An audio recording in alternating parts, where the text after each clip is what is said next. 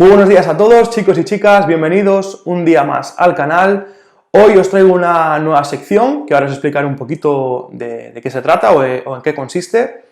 pero antes de nada he de decir que está relacionada con los equipos de los que yo soy seguidor o soy aficionado. Y bueno, para los que me conocéis ya sabréis cuáles son mis equipos favoritos o los equipos de los que yo soy seguidor o fan. Yo soy gran consumidor del fútbol inglés, sobre todo categorías inferiores del fútbol inglés. En Inglaterra soy fan de tres equipos que, lejos de ser los que todo el mundo piensa, no es ni el Liverpool, no es el Chelsea, no es el Manchester United ni el Manchester City.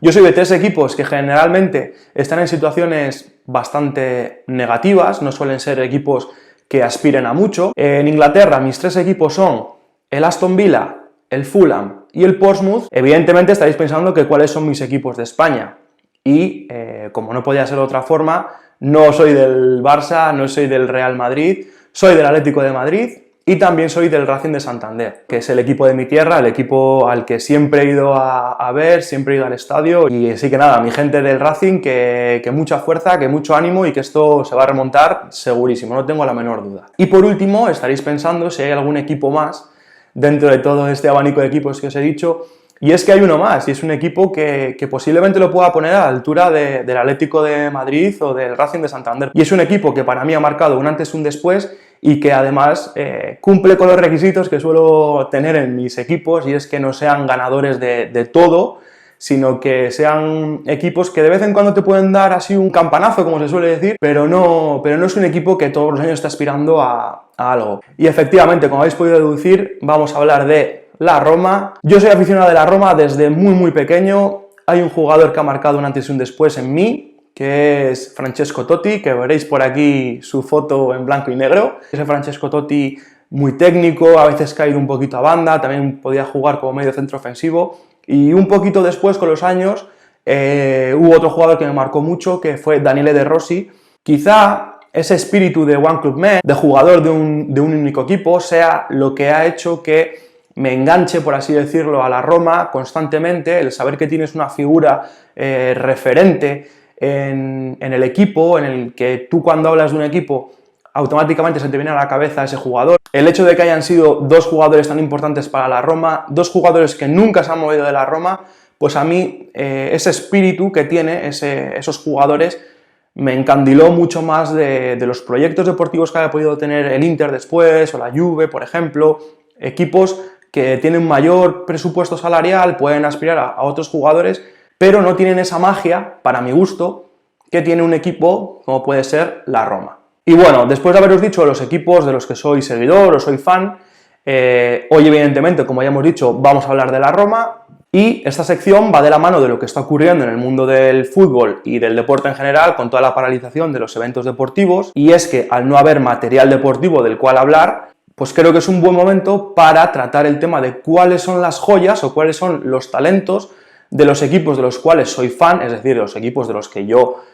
tengo más información o conozco más, pero que eso no quita para que vosotros en la cajita de comentarios, si queréis, me podéis decir, pues bueno, habla de este equipo, habla de este otro equipo, cuáles son los jugadores que te gustan más, cuáles son los jugadores que te gustan menos, ¿vale? Y bueno, vamos a hablar ya de la Roma, vamos a hablar de esos jugadores que Paulo Fonseca tiene a su disposición, jugadores jóvenes, con mucho talento, con mucha proyección, y que para mi gusto debería ir incluyéndolos en el once inicial, algunos de ellos, o en rotación por los otros de los que vayamos hablando, entendiendo la proyección que tienen de cara al futuro a medio o largo plazo dentro de este proyecto deportivo de la Roma, que es un poquito, por el momento es un poquito inestable. Veremos a ver si se consigue afianzar un poquito, renovar a jugadores que actualmente son estrellas, no solo en la Roma, sino en Italia, como es el caso de Zaniolo. Quiero destacar que la sección está orientada a esos jugadores jóvenes, por tanto los jugadores de los que voy a hablar son los jugadores de menor edad del equipo, es decir, los jugadores que tienen o que a priori tienen una mayor proyección que los otros.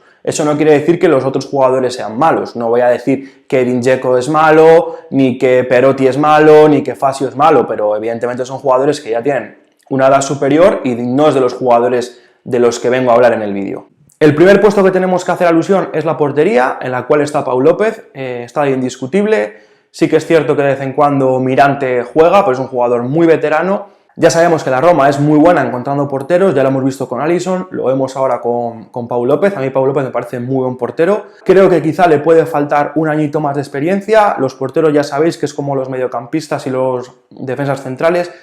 Cuando son un poquito más mayores es cuando ya comienzan a dar o a desplegar el mejor de sus juegos, y creo que a Pau le queda un año más de experiencia en lo que viene siendo la élite, pero es un portero sensacional. Pasamos a la defensa. En la defensa generalmente Paulo Fonseca suele utilizar dos jugadores. El primero de estos dos defensas centrales es Mancini. Es un defensa central espectacular, a veces lo ha utilizado de pivote, de medio centro defensivo, que también ha rendido bien, pero sí que se le nota que tiene ciertas carencias a la hora de sacar el balón, como lo puede hacer un jugador que sí que sea un medio centro defensivo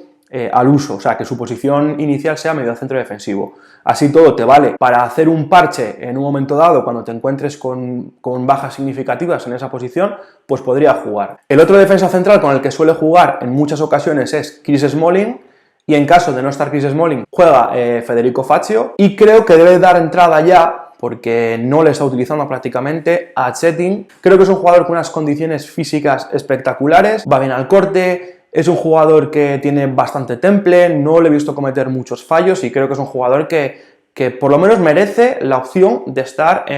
suplente y entrar de recambio en determinados partidos. En los laterales no tenemos mucho que decir, porque con la baja de Florenzi lo que se ha hecho es que a Spinazzola se le ha puesto de lateral derecho, y de lateral izquierdo sigue y seguirá el incombustible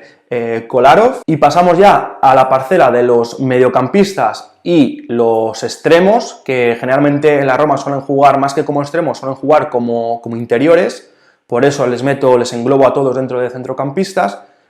y son 5 posiciones, 2 mediocentros, un mediapunta y 2 interiores. En primer lugar vamos a hablar de los mediocentros puros, es decir, obviando la figura del mediapunta, y generalmente suele jugar con Bryan Cristante y Jordan Veretout. Jordan Veretout, jugador ya no veterano, pero bueno, cerca de los 28-29 años. A mí es un jugador que sí que me gusta, pero quizá el hecho de que esté ahí Jordan Veretout le está quitando la opción de jugar a otros jugadores que para mi gusto tienen una proyección mucho más grande que él, sobre todo porque son jugadores que son tuyos propios y no es un jugador que está cedido, como es el caso de Jordan Veretout. Para mi gusto, lo que pasa en esta demarcación no es que Cristante y Veretout sean malos jugadores, ni muchísimo menos. Creo que tiene mucho más recorrido Cristante que Veretout, pero el problema es que son dos jugadores que son muy parecidos en su forma de jugar. Yo cogería un jugador que tenga una demarcación más de cierre, más física, de 5 puro, como es el caso de Diawara, jugador que va muy bien al corte, muy físico, muy retrasado, que además tiene buena salida del balón, pero siempre sin perder esa zona. Diawara es un jugador que en el Nápoles lo hizo muy bien. En la Roma no se le están dando demasiadas oportunidades. Veremos a ver si poco a poco con el tiempo va entrando más en los esquemas, pero como 5 creo que Diawara lo puede hacer de una forma espectacular. Y la entrada de Diawara lo que te permite es incluir en el esquema a un jugador que para mi gusto debe ser sí o sí titular siempre en esta Roma, un jugador con muchísima proyección, además made in Spain, un jugador español, es Gonzalo Villar, y es un jugador que tiene un perfil totalmente distinto a lo que se suele ver no solo en la liga italiana, sino en casi todas las ligas del mundo. Un jugador que sea capaz de recibir cerca de la línea defensiva, recoger el balón y distribuir la pelota hacia donde él quiere que vaya el juego, hacia donde él vea que tiene mayores carencias el equipo contrario. Pero sí que es cierto que es un jugador que necesita que por delante de él hay un jugador que sea capaz de cortar una jugada en caso de que haya habido un fallo en el pase, o que reciba de espaldas y tenga al jugador contrario muy pegado y no le permita girarse. Pero simplemente es eso, o sea, necesita un jugador que sea capaz de bloquear, por así decir, los fallos que se puedan generar tanto en el pase como en el giro. Por delante de ellos, en la media punta, creo que a día de hoy no hay problema. Juega Pellegrini, es un jugador muy bueno. Sí que puede utilizar a Pellegrini de medio centro, pero creo que donde mejor se desenvuelve es en la media punta, un jugador con mucha visión y sobre todo con mucho tiro, entonces estaría un poco desaprovechado retrasar su posición cuando puede jugar perfectamente de media punta. ¿Y con quién tiene que competir Pellegrini en esa media punta? Realmente no tiene que competir con nadie. Tiene dos competidores, que en este caso son Zaniolo, que está lesionado, del cual hablaremos ahora, y Mkhitaryan, que además de estar cedido, creo que es un jugador que a día de hoy no cumple los requisitos como para ser titular en este equipo, y además puede jugar también de interior. Así que pasamos ya a la parcela de los interiores, y como ya he dicho, el primero del que tengo que nombrar es Zaniolo, que está lesionado, para mí es el gran jugador, el gran estandarte de esta Roma, por el cual tiene que luchar para que renueve sí o sí, y es un jugador en el cual se puede basar un proyecto a largo plazo de esta Roma, siempre y cuando la Roma quiera.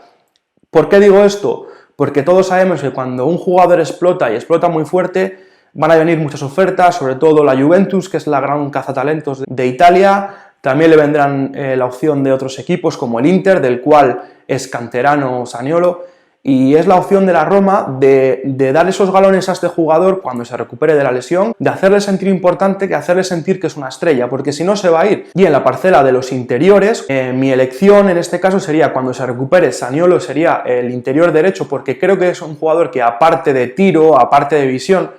también centra bien, sabe meterse muy bien hacia adentro y buscar ese último pase o incluso chutar. Y por la banda izquierda tendríamos la opción de Under o de Kluivert. Yo me quedo con Kluivert, ¿por qué? Porque yo le he seguido mucho en su paso por el Ajax y creo que es un jugador que, aparte de ser muy trabajador, creo que tiene unas condiciones físicas y técnicas que Under no tiene. Creo que Under es un jugador que lo hizo muy bien la temporada pasada, eso no lo voy a negar, pero creo que para mi gusto sigue estando un pasito por detrás de Justin Kluivert. Y bueno, la parte delantera poco se puede decir, Dzeko es inamovible, y el otro jugador que tenían se marchó cedido, que es Patrick Schick, que para mi gusto creo que fue un error dejarlo salir cedido, porque es un jugador bastante bueno, pero bueno, está cedido ya y no se puede hacer nada. Y bueno, chicos, estos son los cambios que yo creo que debería hacer Paulo Fonseca de cara al futuro para ese proyecto deportivo de la Roma a medio o largo plazo,